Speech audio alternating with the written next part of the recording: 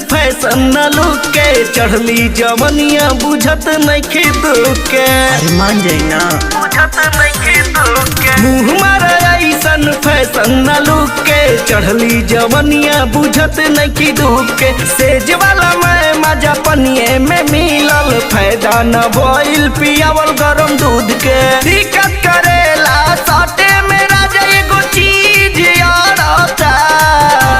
दिक्कत करेला साटे में राजा एगो चीज यारता। राजा चुभुर चुभुर गलिया में दाढ़ी गड़ता। गलिया साटे नहीं गाल में बीचे में औरता। राजा चुभुर चुभुर गलिया में दाढ़ी गड़ता। बड़ी परेशान बने जी।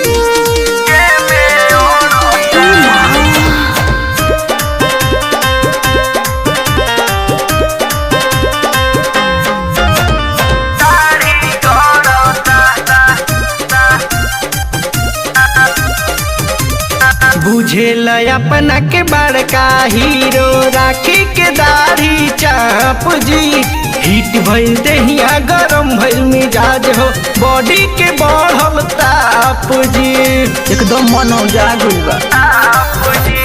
बुझेल अपना के बड़का हीरो राखी के दाढ़ी चाप जी। हिट भइल देहिया गरम भइल मिजाज हो बॉडी के बढ़ल ताप जी। जाई बाजारी हाली दाढ़ी बनवाई हम जीव जरता।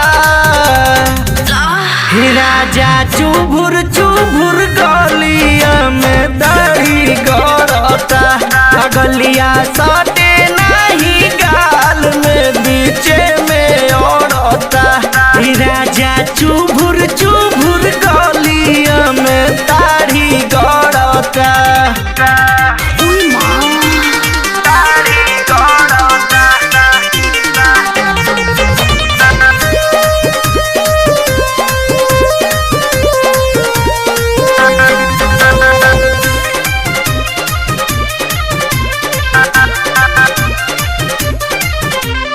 आसमान करेला रहित राजा चिकन चिकन गाल जी। हमहू कटती रउओ कटती ताले में मिलत ताल जी। हमरा ना बुझला का जी। आसमान करेला रहित राजा चिकन चिकन गाल जी। हमहू कटती रउओ कटती ताले में मिलत ताल जी। पांडे पवन पिया सुनील सुरीला नहीं मन भरता। हे राजा चुभुर चुभुर गलिया में दाढ़ी गड़ता। गलिया सटे नहीं गाल से बीचे में औरता। हे राजा चुभुर चुभुर गलिया में दाढ़ी गड़ता। मुँह मारा ऐसन फैशन न लुक के चढ़ली जवनिया बुझत नइखे दुख के। सेज वाला मैं मजा पनिए में मिलल फायदा न भइल पियावल गरम दूध के। दिक्कत करेला साटे में राजा एगो चीज